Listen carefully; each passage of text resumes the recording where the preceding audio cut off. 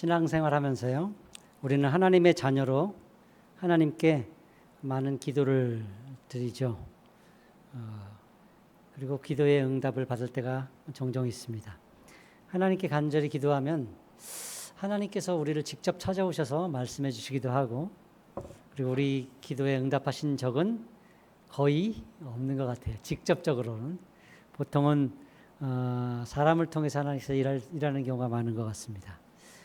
어떤 사람들을 만나게 하시고, 그리고 그를 통해서 말씀을 전해주기도 하시고, 그리고 응답을 주시기도 하시고, 위로하시기도 하시고. 그래서 그때마다 우리는요, 하나님의 응답의 사람이었다라고 고백할 때가 있는 것 같아요. 그때 그 순간에 그 사람이 아니었다면 어떻게 되었을까? 분명히 하나님께서 보낸 사람이 맞아라고 고백할 때가 있는 것 같습니다. 그래서 우리는 사람이 응답이다 라는 고백을 합니다. 사람이 응답인 것 같아요. 하나님은 사람들을 통해서 우리의 삶을 돌아보시고 우리의 기도에 응답하십니다. 우리 이 땅을 살면서요, 사람 때문에 아프고 고통스럽고 눈물 흘리며 몸부림칠 때가 있습니다. 사람으로부터 받은 상처로 인해서 지워지지 않는 그 상처의 아픔을 갖고 살아가는 경우도 있지요. 그리고 사람으로 인한 상처와 트라우마를 씻지 못하고 그것을 마음속에 담아둔 채 오랜 기간을 사는 사람도 있습니다. 그럼에도 불구하고 놀라운 사실은요, 하나님은 사람을 통해서 우리 삶을 돌아보시고 찾아오시고 응답하시더라라는 거예요. 사람으로부터 흘린 눈물을 사람으로 씻어주시고, 사람으로부터 받은 상처에 사람을 통해 싸매시고 고치시고 감싸주시죠. 또 사람으로부터 받은 삶의 고통을 사람을 보내서 치유해 주십니다. 그래서 많은 부분 사람이 응답이 되죠. 그때 그 순간에 그 사람이 참 큰 힘이 되었어. 그럴 때가 있잖아요. 귀한 사람이었어. 내가 그 사람을 만나지 못했으면 어떻게 되었을까 싶은 그런 순간이 있습니다. 이것이 바로 사람이 응답이다라고 고백하는 순간이 아닌가 싶습니다. 하나님은 사람을 통해 우리를 찾아오시고 인도하시고 돌아보시며 응답하시죠.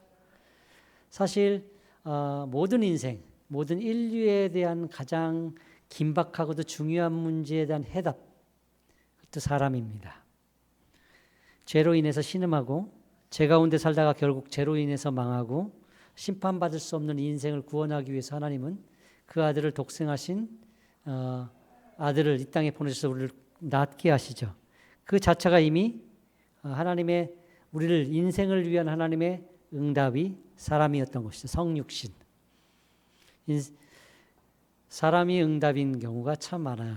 성경을 보면요, 하나님은요, 하나님의 나라를 세우기 위해서요, 아브라함이라는 사람을 부르십니다. 7년간의 흉년으로 민족, 그러니까 그 가족뿐만 아니라 민족이 핍절하여 망할 수밖에 없는 그 상황에서 그 민족을 구원하기 위해서 하나님은 요셉을 부르시지요. 애굽에서 신음하는 백성들을 구원해내기 위해서 하나님은 모세를 부르십니다.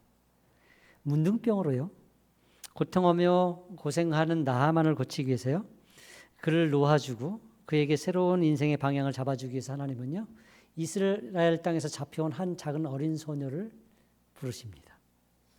어떻게 보면요, 오늘 우리가 읽은 열왕기하 5장에 등장하는 이 아이, 어린 소녀, 불행한 인생을 살았다고 할 수 있습니다. 어린 나이에 다른 나라에 포로로 끌려가서 종살이를 한다는 것이 그렇게 즐거운 건 아니잖아요. 사랑받으면서 고향에서 살 수 있는 아이가 다른 곳에서 장군의 아내의 수종을 들면서 사는 것이 얼마나 비참한 삶일 수 있겠습니까? 하나님도 너무하시지, 전능하신 하나님께서 아이에게 이런 가혹한 일을 하실까 싶을 수도 있습니다. 아이는 그런 삶을 살았어요. 이 아이가 남의 집 종살이를 하면서 얼마나 혹독하게 살았는지 성경은 기록하지 않습니다. 단지 그는 작은 아이고 이스라엘 땅에서 잡혀가서 나아만의 아내를 수종드는 일을 했다라는 것이 성경에서 밝히는 전부입니다. 하지만 가만히 보면요, 이 아이는 그 수종드는 일을 성실하게 했던 것 같아 보여요. 왜냐하면 이 아이가 한 한마디에 그 여주인과 주인이 움직이는 걸 봐서 그래요. 그것을 신뢰하고 믿고 남의 나라까지 가서 고침받기 원했다는 그 모습을 보면서 이 아이는 성실하게 살았던 것이 아닌가라는 생각을 해봅니다. 물론 오랜 기간에 심각한 질병에 시달리면요, 성실하지 않았어도 아이가 한 말에도 지푸라기 자르는 심정으로 움직였을 수도 있습니다. 이유야 어쨌든 이 소녀는 자기의 상황에서 비관하거나 침묵하지 않은 한 것이 아니라 자기가 할 수 있는 최선을 다한 것 같아요. 그리고 자기가 아는 진리, 그것을 전한 것이지요. 그리고 그 아이의 말에 사람들이 움직입니다. 나아만은요, 즉시 행동하죠. 속히 그 아이의 나라에 가서 자기 병을 고침받기 원했어요. 한 나라의 장수가 다른 나라에 넘어가는 것은 쉬운 일이 아니에요. 그냥 걸어갈 수 있는 일이 아니고 왕의 허가를 받아야 되는 일이었죠. 그래서 왕에게 가서 허락을 받지. 결과적으로 나아만은요, 그 나라에까지 가서 몸을 7번 씻고 나음을 얻습니다. 전능하신 하나님만이 참 신이라는 사실 앞에 서게 되죠. 자신이 그동안 믿고 섬겼던 아람의 신 림몬은 가짜라는 사실 앞에 인식하게 돼요. 그리고 이후로는 나는 하나님만 섬기겠다. 물론 내 주인께서 림몬을 섬길 때는 같이 들어갈 수밖에 없는 내 처지가 있지만 그것은 처지일 뿐이지 내 마음은 중심은 하나님께 있다라는 것을 분명히 알아줬으면 좋겠다라는 고백을 합니다. 자, 한 나라의 장수가 하나님을 믿고 섬기게 되었어요. 하나님만 섬기겠다고 했어요. 자, 이 나라와 이스라엘, 아람과 이스라엘의 그 정치적인 관계, 군사적인 관계는 어떻게 되었을 것 같습니까? 저는 개인적으로요, 나아만이 군대 장관으로 있는 동안, 그리고 그 나라 왕이 나아만을 신뢰하고 있거든요. 굉장히 사랑했어요. 그러면 나아만이 군대 장관으로 있는 동안 이스라엘과의 전쟁은 거의 없었을 거로 추정이 되는 거예요. 한 아이가 나라의 평화를 갖고 온 거예요. 놀랍지 않습니까? 더 나아가 이 한 아이를 통해서 그 한 나라의 군대 장관이 하나님을 알게 되었어요. 그러면 이 하나님을 아는 이 믿음이 그 장수 한 사람으로 끝날 것 같습니까? 저는요, 그의 가족, 그가 다스리는 부하들에게도 영향을 미치지 않았을까라는 생각을 하게 됩니다. 하나님에 대한 신뢰와 믿음이 이방인의 장군에게, 그리고 그의 가족에게, 그가 다스리는 많은 사람들에게 그가 영향력을 미칠 수 있게 되는 것이 한 아이의 역할이었던 것이죠. 참 놀라요. 이 아이는 어려서부터 인생이 꼬인 거예요. 어려서부터 남의 나라에 끌려가가지고 종노래 됐기 때문에. 그런데 이 아이 때문에 이스라엘의 평화가 찾아왔고, 이 아이 때문에 한 나라의 장수가 하나님을 알게 되었고, 이 아이 때문에 그 장수를 넘어서 다른 사람에게 이 복음이 흘러갈 수 있었다면, 하나님에 대한 믿음이 흘러갈 수 있었다면 이 아이는 선교사인 거예요. 놀라운 일을 한 것이죠. 꼬인 인생이 아니라고 할 수도 있습니다. 이 이후로 이 아이가 어떻게 됐는지 성경은 얘기하지 않아요. 종에서 풀려서 자유롭게 됐는지, 고향 땅에 돌아오게 되었는지, 대우받는 종노릇을 하게 되었는지 몰라요. 하지만 이 사실 하나만으로도 우리는 알 수 있는 것이 있는데, 하나님은 이 작은 아이를 통해서도 큰 변화를 일으키신다는 거예요. 이 아이가 무심코 내뱉은 한마디 말을 통해서 나라의 평화를 가져오고 누군가에게 믿음을 주고, 그리고 하나님에 대한 믿음이 흘러갈 수 있는 통로를 열었다라는 것이죠. 이것이 어찌 작은 일이겠습니까? 이것이 어찌 이 인생이 꼬인 인생이라 할 수 있겠습니까? 소녀는 자기도 모르는 사이에 누군가의 응답이 되는 삶을 산 거예요. 이것이 하나님의 지혜, 하나님의 크심입니다. 하나님이 이 작은 아이를 통해서도, 미천한 종의 역할을 하는 그 일을 통해서도 하나님은 하나님의 일을 할 수 있는 능력이 하나님인 것이죠. 이것이 우리가 믿는 하나님입니다. 우리도요, 살면서 누군가의 응답이 될 수 있다는 사실 앞에 서야 돼요. 우리에겐 복음이 있어요. 이 아이에도 복음이 있었어요. 우리 주인이 사마리아에 가면 그 선지자에게 고침받을 수 있었겠습니다라는 복음, 진리가 있었어요. 우리에게도 복음이 있어요.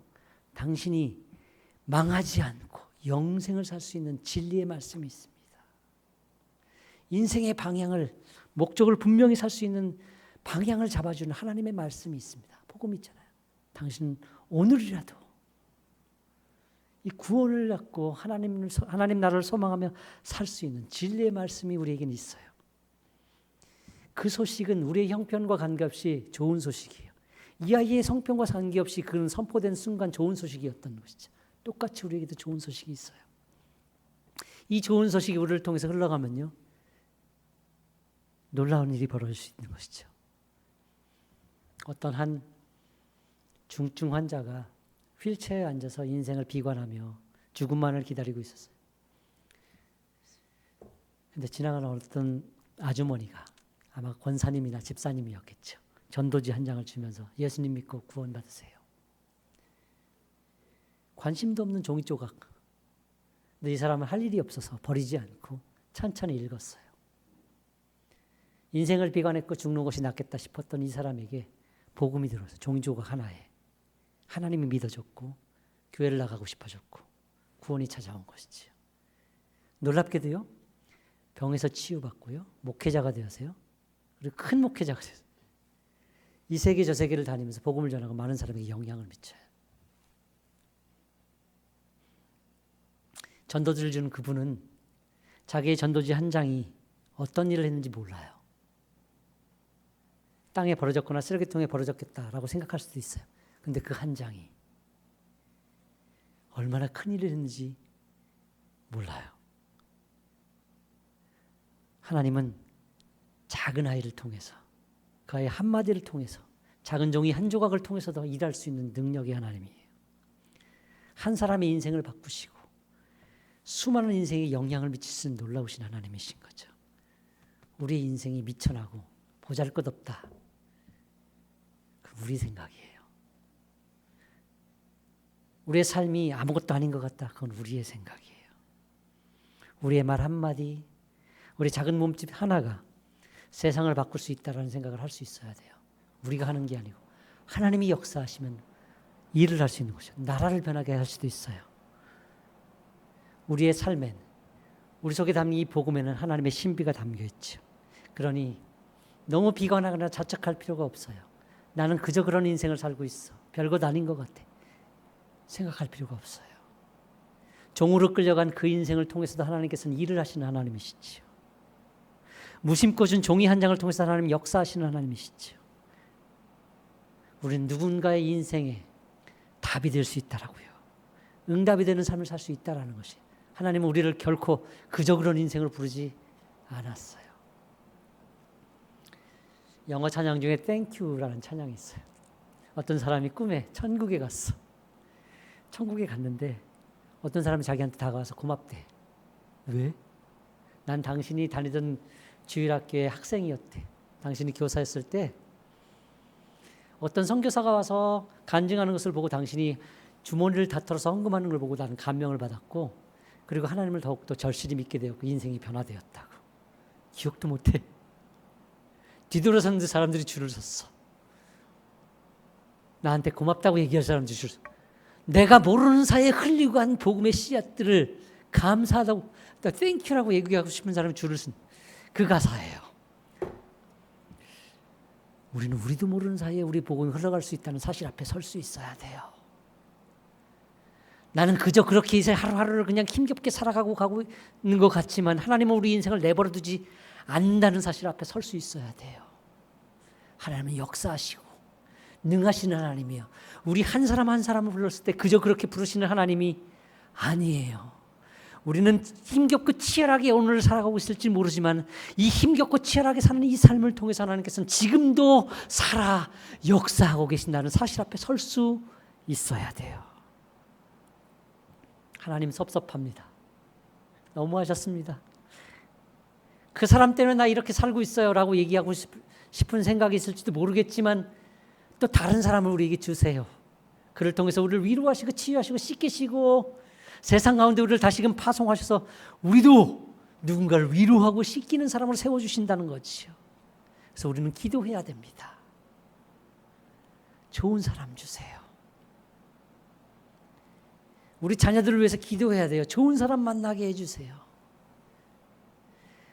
우리를 위해서 아들까지 내어주신 하나님은 더 좋은 사람들을 준비하셨다고요. 만나게 하실 거라고요. 그리고 우리를 파송하실 거라고요.